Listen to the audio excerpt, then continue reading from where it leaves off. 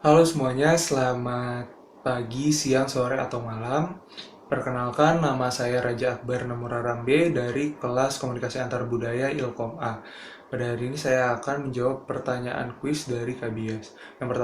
Yang pertama adalah konsep apa yang paling saya ketahui dan paling saya pahami, yaitu adalah konsep model pengembangan identitas yang terbagi atas dua model, yaitu pertama ada model pengembangan identitas dari Vini, dan yang kedua adalah model pengembangan identitas dari Martin dan Nakayama. Dan yang pertama adalah model pengembangan Vini yang terdiri atas 3 tahap, yang dimana di model ini tahap yang pertama adalah saat identitas belum diketahui oleh kita.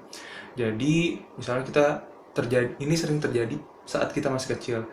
Jadi saat kita masih kecil, kita masih belum mengetahui etnis kita itu apa, suku kita itu apa, dan budaya kita itu apa. Nah, saat masuk ke model tahap pengembangan yang kedua, yaitu adalah saat kita mencari tahu tentang identitas etnis kita. Jadi di tahapan ini ada suatu momen yang membuat kita bertanya-tanya apa sih etnis kita, suku kita itu apa. Misalnya saat kita ditanya oleh teman kita, kamu etnisnya apa sih, kamu suku kamu apa, budaya kamu tuh seperti apa sehari-harinya.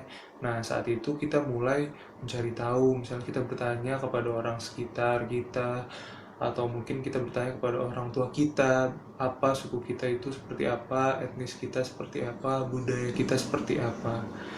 Nah, setelah kita bertanya dan kita mencari tahu, kita masuk ke model tahap pengembangan ketiga, yaitu adalah pencapaian identitas etnis, pencapaian identitas. Jadi kita di tahap ini kita sudah mengetahui apa itu etnis kita seperti apa, terus kemudian budaya kita itu seperti apa.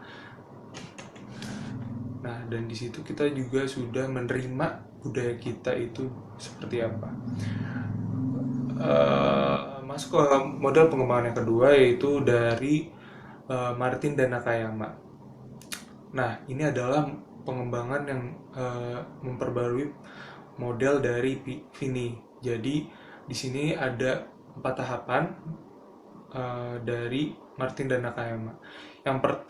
Tahapan yang pertama itu sama seperti uh, di model pengembangan Vini, yaitu identitas etnis belum diketahui. Dan saya lanjut saja langsung ke tahap pengembangan yang kedua, yaitu adalah penyesuaian. Tahap penyesuaian yaitu dimana kita menerima saja identitas etnis yang kita sudah punya. Terus misalnya orang tua kita udah ngasih tahu kita kalau kamu itu orang Batak, kamu itu orang Palembang, jadinya kita menerima saja tanpa tidak mengetahuinya. Jadi kita kayak nyesuaiin budaya tersebut aja. Nah, setelah itu masuk deh ke model pengembangan yang ketiga, yaitu adalah eh,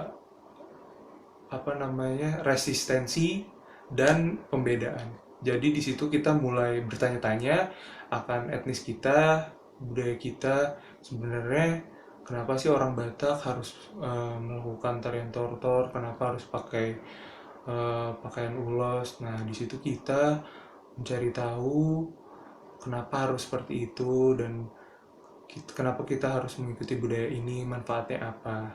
Nah, jika kita berhasil melewati tahapan yang ketiga ini, kita langsung masuk ke tahapan yang keempat, yaitu adalah integrasi. Di mana di sini kita sudah menerima budaya kita, kemudian kita juga sudah memahami budaya kita, dan setelah kita mengetahui mungkin bisa berpengaruh dalam kehidupan kita sepenuhnya atau mungkin sedikit-sedikit aja. Dan dari kita telah menerima budaya kita juga bisa menerima budaya orang lain dan menghargai budaya orang lain. Nah, jadi seperti itu konsep yang saya paling pahami dan mungkin paling saya suka. Dan sekarang yang nomor dua, permasalahan yang pernah saya alami eh, saat berkomunikasi, maksudnya saat perbedaan komunikasi budaya yang saya alami. Jadi mungkin dulu ya saat transisi dari SMA ke kuliah. Nah, mungkin di masa SMA saya mempunyai banyak gimana ya pengalaman, seperti misalnya di SMA sih kayak bebas, jadi kita tidak perlu mengerjakan tugas. Maksudnya tidak perlu sangat disiplin dalam mengerjakan tugas, bahkan ada yang tidak mengerjakan tugas pun tidak apa-apa, masih dicari oleh gurunya, diberi tugas yang lain. Kemudian juga di SMA kita dikejar guru untuk mendapatkan nilai, bukan bukan kita yang mengejar guru. Kemudian juga pokoknya SMA itu bebas lah ibaratnya. Kemudian setelah saya masuk kuliah, wah ternyata sangat berbeda sekali ya. Jadi di kuliah itu kita harus disiplin. Kemudian juga ternyata saya baru mengetahui kalau dosen itu tidak sangat disiplin banget ya. Ibaratnya kalau kita ngumpulin tugas saat deadline tersebut, kita juga bisa dapat pengurangan nilai, atau mungkin kita bahkan dianggap tidak mengerjakan tugas, dan itu bisa membuat terancam perkuliahan kita. Dan walaupun kita nggak mengerjakan tugas, dosen juga tidak, hitungannya kasarnya nggak bakal peduli. Dan juga budaya di kuliah itu gimana ya, sangat lebih disiplin daripada budaya di SMA. Jadi bagaimana cara saya mengatasi permasalahan perbedaan budaya dari SMA ke kuliah? Yang pertama pastinya saya lebih aktif lagi untuk bertanya, misalnya kepada dosen ataupun kepada teman saya, dan bahkan ke kakak tingkat saya yang sudah lebih dulu menghadapi dunia perkuliahan.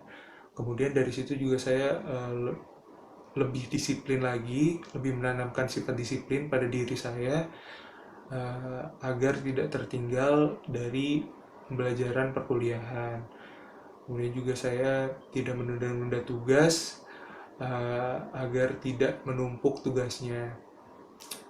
Ya mungkin seperti itu permasalahan budaya yang saya hadapi, eh, ya permasalahan budaya yang sering saya hadapi kemarin-kemarin. Nah, mungkin itu saja dari saya jawaban kuis nomor 1 dan nomor 2. Kurang lebihnya mohon maaf jika saya salah mengucapkan kata atau tergagap-gagap ya. Ya, mungkin itu saja ya. Terima kasih Kak Bias, dan terima kasih teman-teman yang sudah menyaksikan. Kurang lebihnya mohon maaf. Assalamualaikum warahmatullahi wabarakatuh. Selamat pagi, siang, sore, malam. Dah.